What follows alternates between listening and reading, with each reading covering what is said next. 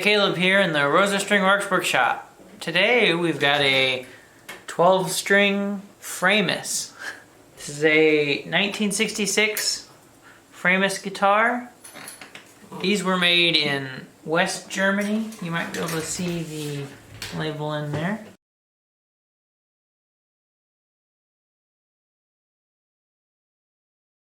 This thing needs a little bit of work. You can see the Pickguard has come off and it's left a little bit of a mess there. Along with that, there's been a few other repairs we're going to try to fix up a little better. The heel, and also on the headstock, the inlay, overlay piece here is starting to come out. So we're going to take a look at that, see what we can do there.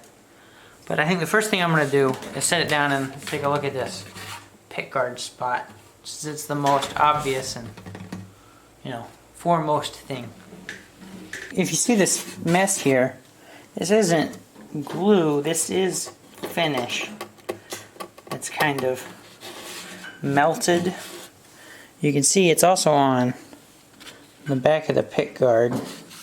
Now this is going to be easy to clean off because I can just scrape it. But here, I'm thinking we're probably going to have to scrape this all down and then put a new coat of lacquer over top of it. Just to get it, clean enough that it's going to stick well.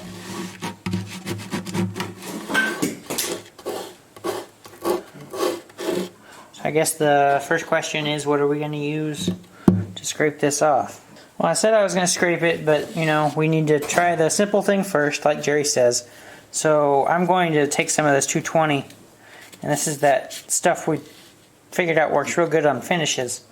And I'm going to just try to sand this a little bit, see if it won't smooth out. I mean, there is a couple spots where it's already bare wood, but we can always put a little bit more finish on rather than scraping the whole thing off and putting finish on over it, on all of it. If we can get away with this would be better.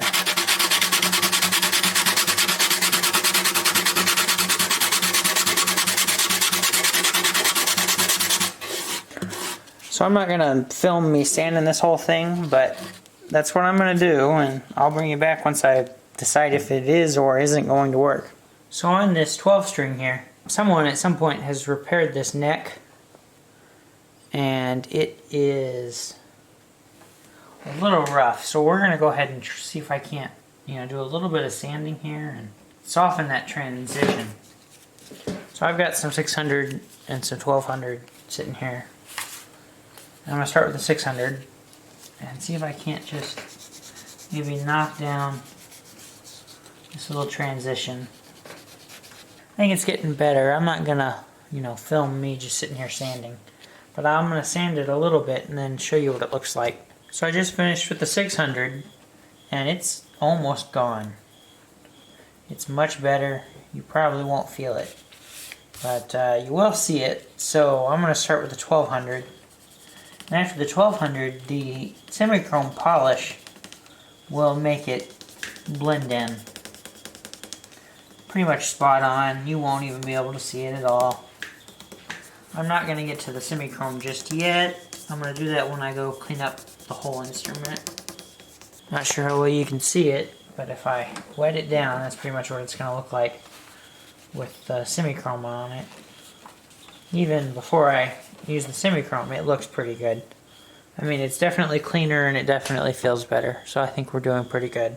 In the Pickguard area on this 12 string, I was sanding it with 220, then I sanded it with a little bit of 400, and after that I went ahead and just put a layer of the brushing lacquer on there. You can kind of see some of the unevenness, especially when I move the light. So it's not totally flat yet, but I think some of that brushing lacquer will help fill in the spots where it did chip off all the way. And we'll sand it down again once it gets totally dry, because it's still not, to the point at which I want to sand it. But it will be, and once we get there, I think this is going to be fine to put the Pickguard on. It'll be smooth enough that everything should stick well. We'll be pretty good shape. While I'm waiting for that lacquer to dry, I'm going to take a look at this bridge. There are a couple of cracks in it we were asked to take a look at. I'm going to see if I can't show them to you. They're right on this wing here. There's one right here and one here. They're kind of hard to see. They're really thin. You can probably see them there. This bridge itself is not lifting, as far as I can tell. There's one spot where it's starting to lift right in the center. But other than that, it does not look like it's coming loose anywhere. And I really can't get much underneath that one. You know, it doesn't go very far. It's just the end.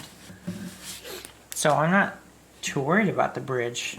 But these cracks, you know, a little unsightly. I think what I'm going to do is tape off along them and put some super glue in them.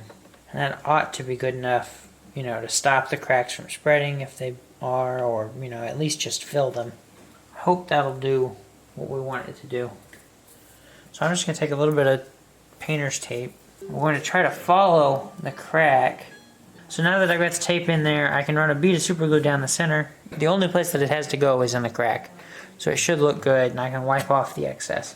And one of the more important things when you're using super glue is you kind of want to keep the bottle as far facing up as you can, because you don't want to spread too much. Super glue gets out of hand really fast. I think that was pretty good, actually. Let me put another line in there. Yep, I think that worked fairly well. So I'm going to do the other crack now.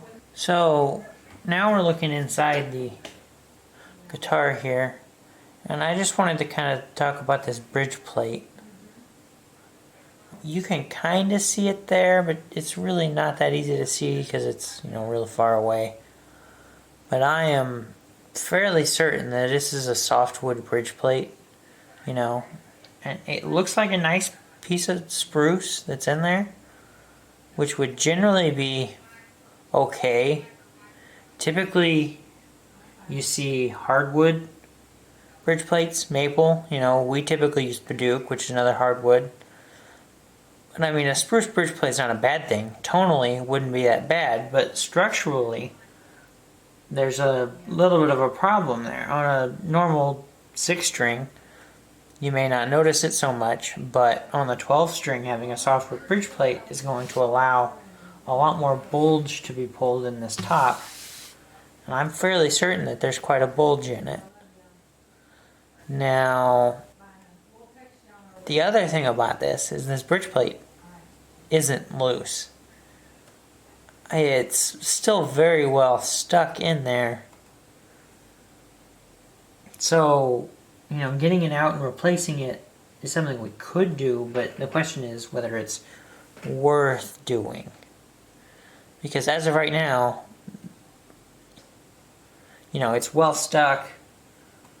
So we're just creating a problem and trying to get it out to fix a problem we only might have. So this is something I'm going to probably talk to Jerry about, you know, whether we really need to replace it. It's kind of a, you know, I'm sure we could do it, and I'm sure we could do it well. The question is whether we should. I don't know. So I had Jerry come over and take a look at the bridge and the bridge plate, and you know, we can see that the top is bulged a little bit, and it's making the saddle a little high. What we're going to do, and here's the old saddle, and if it's in the slot, you know, this big heavy slot they routed out for this adjustable saddle. What I think we're going to do is we're going to fill this slot with wood. First, we're going to fill it with rosewood. That way, it gives a little bit more strength, so we can press it flat. Maybe it'll keep some of the bulge out. And if we have to, we can cut the bridge down a little bit to get the angle right, to get the action lower. It'll help us out a little bit. So, anyway, I've got this piece of rosewood that does fit in the slot. So the next thing I need to do, really, by the way, I have already cleaned out this slot for the most part. There's a little bit more cleaning to do before I start putting glue in there. But once I get this totally cleaned up, I need to get me some clamps.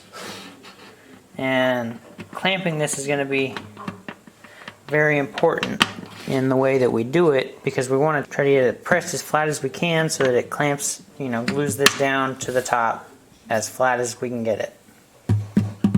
Lots of important details on this section of work. I've got the top clamped flat with these boards just to help, you know, keep it flat to glue to. And because this is rosewood, the last thing I did was I wiped this down with acetone, because rosewood can be kind of oily. So to get rid of some of that, I gave it a wipe down with acetone, and it came out pretty dirty, so that is good. We are otherwise ready to glue this in, I believe. I'm going to put a couple of cauls on the inside to clamp against. Pretty much I'm going to clamp this in like we would clamp a bridge plate in. Try to get it as flat as we can get it, and it may not change a whole lot, and ultimately it probably won't change a whole lot, but anything we can do to help it is good. You know, it may surprise us and it may help it a little bit or a lot. It's doubtful that it'll help it, you know, next to any at all, any noticeable amount. There's a chance that it could help, and that's, you know, worth doing anything we can to help it out.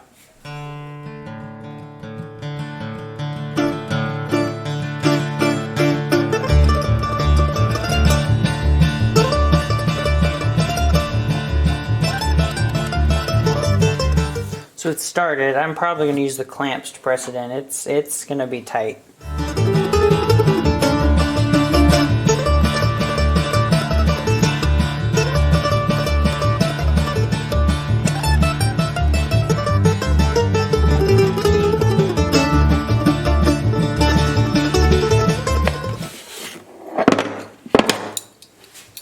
Alright, I'm going to have to think of something different. Alright, next idea. Tape.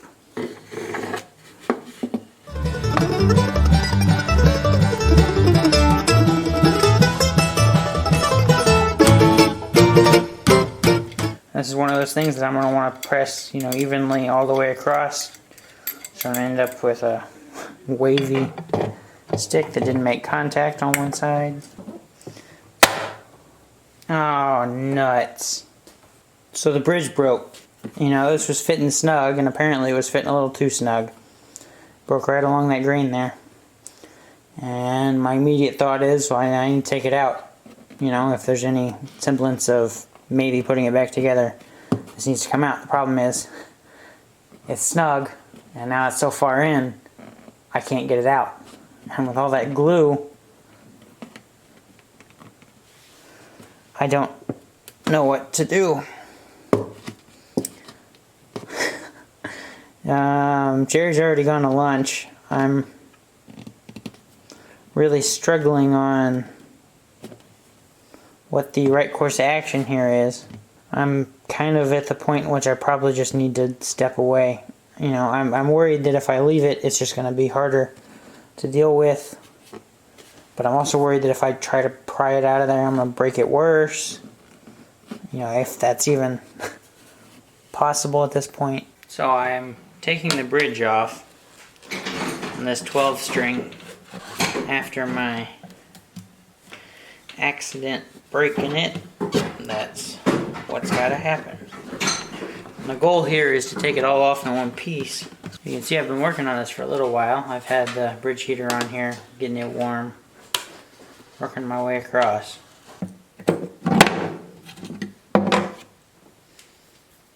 There we go. Well, since I've got this off, I went ahead and we've got a new piece cut out. And it's a little oversized. It looks really big on the guitar right now. But when you set this on top of it, you see it is bigger, but it's not a lot bigger. It's just a little bigger. And we do want to make them a little bigger for a couple of reasons. The main reason being that it covers up where the old one was entirely, so it should look a little better. Another reason to make it a little bigger is it should be a little stronger if it's a little bigger. That's another thing that this guitar needs, is a little bit more strength in this top to fight this belly it's made. So, I'm fairly certain, yes. That is the top. It's almost a thickness at this point. It's a little thick, which, you know, it's not a lot thick. The thing about the difference between these bridges, and it's kind of hard to tell it when most of the time, is the old bridge has actually, you know, come to the belly that's in the guitar. So if you set it on something flat, there's space underneath of it so it looks taller than it is. It won't sit flat. Whereas the new one is obviously flat, so it won't sit quite flat on the guitar. Unless I press it down real good, and I don't want to break anything more, especially. I think the next thing I am going to do is start working on taking these sides down, the kind of wing section. I'm going to start that at least on the thickness sander by just sticking the end in, and the best way to do that is kind of just draw a line where I want to stop. Try to do the same on the other side. The big thing here is symmetry. You know, I want them to line up. I want the wings to look the same on both sides. You know, whether we get it exactly like this is not as important as this side looking like this side, because you'll really see it. So I'm going to start taking down these edges a little bit, I think. So you can see I've got the new bridge sitting on the top here. I'll go ahead and show it to you. I've been working on it for a while, getting it into, you know, a good shape. It is oversized compared to the one that was on there, and that's going to come in play here real quick when I am going to figure out where the saddle needs to be. And because of the oversized nature of the bridge, if I need to move it a touch, I can get away with that because it should still cover up where the old bridge was. So I've got the bridge placed, and we already cut the slot and put the saddle in. This is kind of a big jump. I'm not really covering much of this bridge saddle placement. This is the first one I've done, so really if you want to see it done, you should probably watch one of Jerry's videos. The most recent guitar build, I know it's going to have it in there. So this has kind of been I need to focus on getting this right rather than focus on getting it filmed. Anyway, it has been placed. I've gone ahead and I've already scored around it with the X-Acto knife. Now I need to take the strings off of here to get the finish off.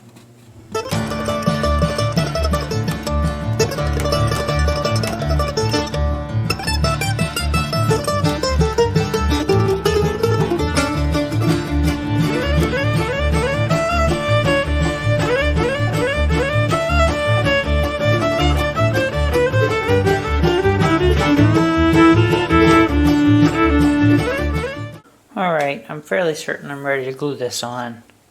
You can see I've got the top clamped flat. This was actually to help me fit this a little better because this bridge is flat and the top obviously wasn't because of the bulge that's been pulled into it.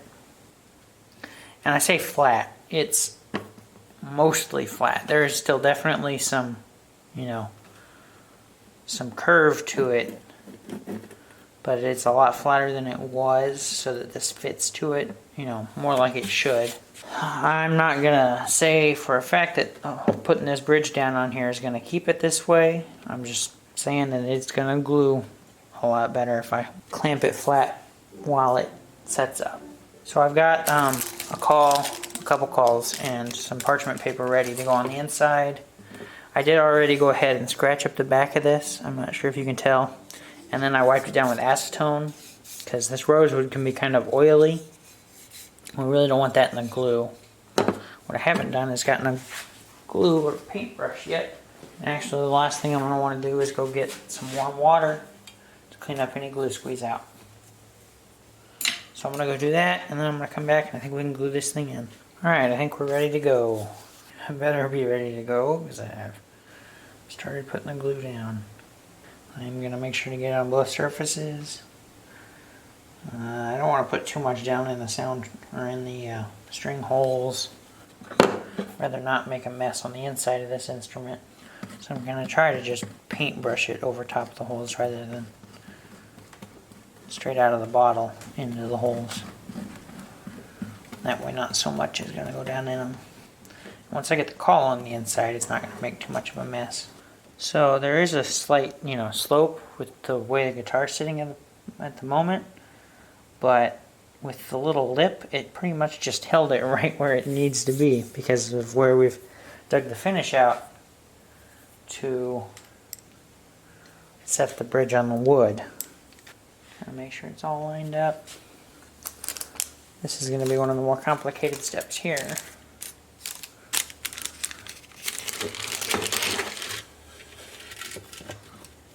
Just once that's in place, I've got to, probably should have loosened this clamp up before I started. Oh well. Alright. Let's just get it in the hole. That'd be great. I'd like to put this on here.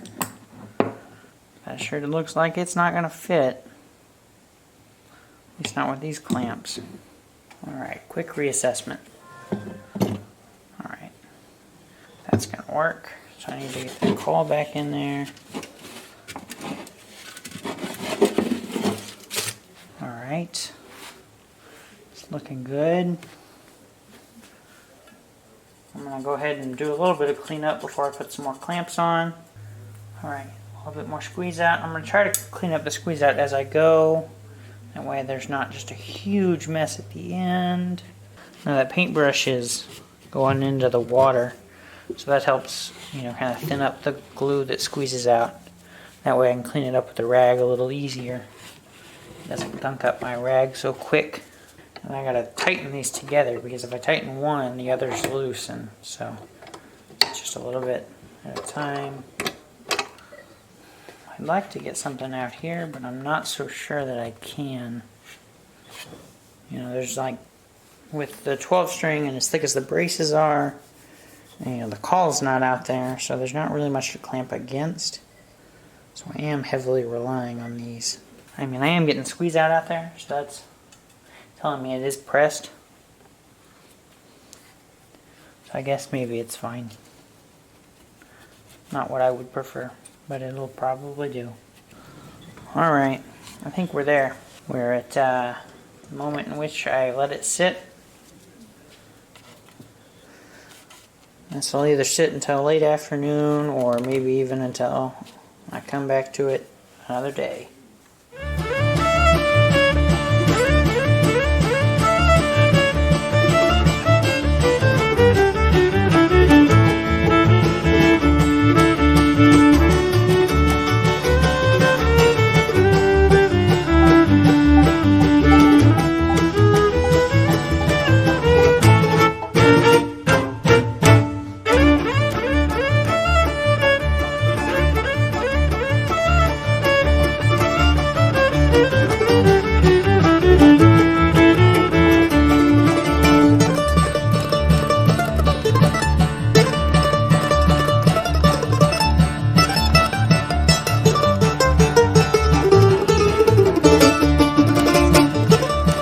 So I've been working on getting this applique restuck.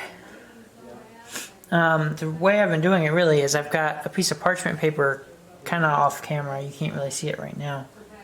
But I've been using the parchment paper to put a little bit of super glue on it and keep it, liquid. Then using this little toothpick to get underneath of it or, run along just a little bit along it. In between this and the little metal pick, I can hold it down while it dries. And it's been working really good. And, there's no real big mess. So, you can probably see, you know, it's not sticking up like it was. It's really looking pretty good. We may put some brushing lacquer over the top because that's what it really looks like was done originally, was that they put this on here maybe while a coat was wet and then sprayed it again. That's not a guarantee of what we're going to do. That may be something that we do. So I forgot to mention it when I was working on the headstock, so I'm not sure if this is going to necessarily be in order. But I did just saw me mark these holes with the old bridge. It was taped on so it wouldn't move, and I get all the holes right in reference to each other, and hopefully right in reference to the old holes, and I think they're pretty close. And then I took the old bridge off. I marked it with the punch, the sharp point, so I had a center. Then I drilled them out with a little drill bit at the point that I had punched, and then the larger drill bit fit right in there and drilled these out. It's looking pretty good. I'm really happy with the glue up job, actually, since I haven't talked about that yet. It looks real good, feels real good. I do think it did flatten out this top a little bit, and that's a good thing. It definitely didn't get it all the way. There's still a hump in it, but for a 12 string, I'm not sure we're really going to get rid of one. It's looking pretty good. Once we get that headstock thing finished, I can actually put the strings on it, because the strings are going to end up going over it, so I can't really do anything to it once the strings are on it. So, we're almost ready to string this thing up. Almost there. So I've got the 2 strings on it. Now I'm going through with the semi-chrome polish, getting anything that I think might need it in this kind of rosette area. I may have come in with the sanding when I was sanding with the pickguard area. I'll make sure I get around where the pickguard goes, but I don't really want to get where the pickguard goes because the double stick tape will not stick very well. I also need to get on the neck heel where I had smoothed out that previous repair that had been done. Just another one of those things I started earlier, and now it's time to finish it up. We're getting pretty close to finishing this thing up. Something I just kind of thought about was I may want yet to color that bridge. However, I really don't want to do anything without talking to Jerry, because he may have thoughts otherwise. That's not good. There's a weird red color coming off. This has been rejoined. It's kind of turning this a little red. I don't know what's red. Whether it was the old adhesive maybe, or it's been touched up. I don't know. It's awful odd. And there it is, blended in. That looks good. That looked real good. Looks like it should have been finished in the first place, really. Smooth, you can barely feel it. I mean, you can see the line, but the fact that you can't feel it, and it looks like it was, well buffed, the whole thing. So, I think that's the best we're going to do there. So we decided against putting color on the bridge, but I think it's going to be better for me to try to put the pickguard down before I get more strings on here. So there's not a good way to really hinge this pickguard like we sometimes do with the the painter's tape. Take the back of the double stick tape off and then hinge it closed right where it was. There's not really a good way to do that with the shape of this pickguard. So what I've done is I've stuck some painter's tape rolled up onto this side, so hopefully I can kind of stick it to my hand, peel the backs off, and then kind of get it lined up a little better before I stick it down. So that's the idea. Now I'll see how it actually works. Looking real good. I think we're ready to string this thing up now. So that's probably what I'm going to do. I'm probably not going to film it. There's a lot of strings to put on. Just making sure this is good and pressed down. It really does seem like it. That's going to be pretty good. Well, you can see here I've got this thing strung all the way up. I gotta say, there's a lot of tuning there. It's looking pretty good. The action's still a little high, to be honest. I mean, I say a little high in comparison to where we usually keep it, and we're talking in, you know, thousandths of inches. I'll see the low E is, see now the outside string is at maybe 105 thousandths. This is one of those things where I'm not really sure which one you know, to measure by. Actual low E string is at maybe a little more than 105, but it's about there.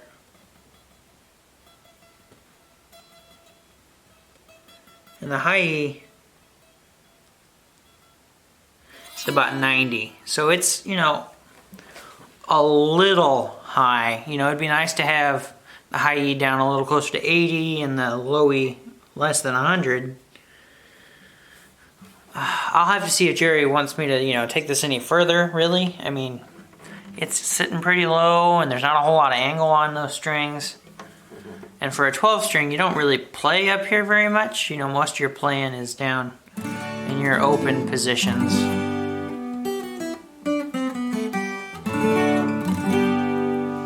I'll see what Jerry thinks before I wrap this thing up. But it's looking pretty good.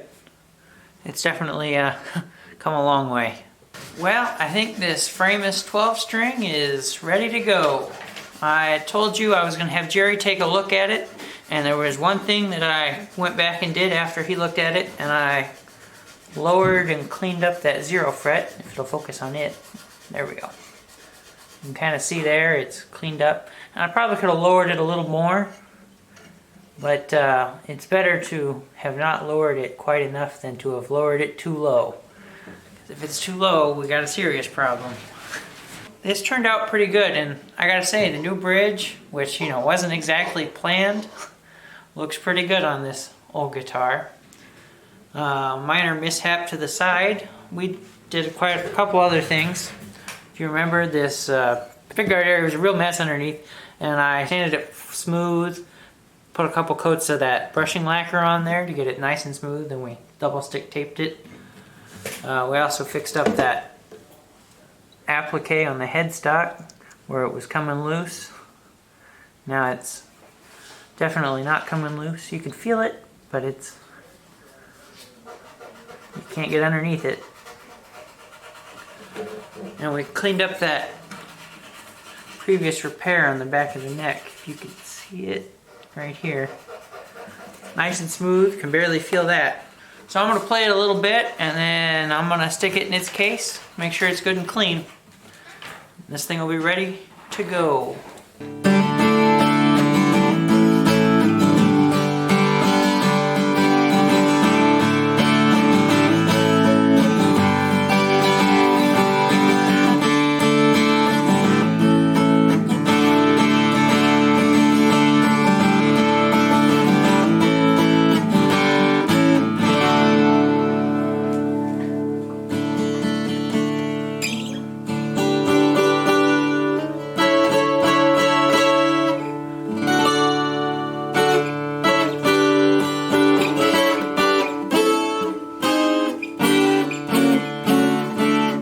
Somewhere.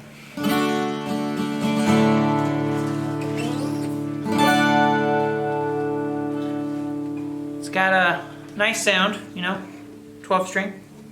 Sounds pretty good. Hope you enjoyed watching this Framus 12 string. If you'd give us a thumbs up, that'd be much appreciated. If you haven't already, please subscribe. Thanks for watching.